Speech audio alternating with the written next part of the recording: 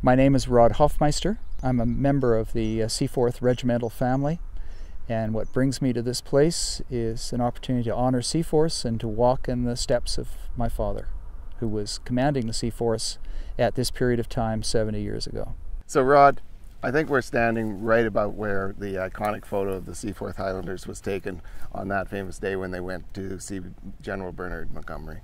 Yeah, I think you're right. It certainly looks like the terrain, and even as exciting as looking down the hill here, and we have Happy Valley right in that little loop of trees. That's the exact location on the map reference. So you can see how they would have worked their way up here and on up the hill. Yeah, to where the meeting took place.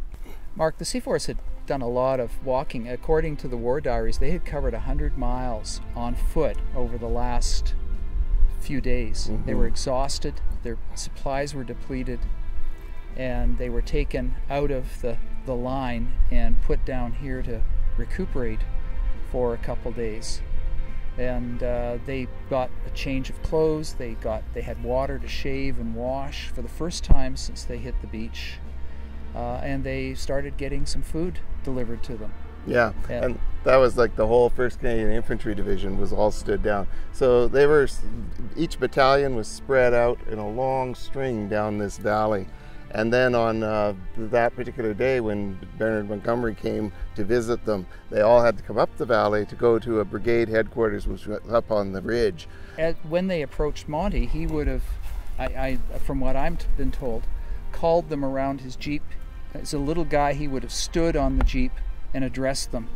And he would have addressed them as his boys and congratulated them on their arrival in Sicily and their success to date and wished them well.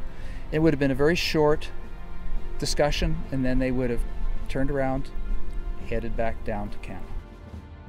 Since they arrived on the 10th, and this was the morning of the 13th, they went to see Monty, so they had 3 days of essentially living in salt-soaked clothes, and sweat-soaked, of course. About 100 miles in 3 days. Amazing. Absolutely amazing. We've done 100 kilometers in 6 days. We've done 100K in 6 days and we're knackered. So how these guys did it with heavy packs, Lord only knows.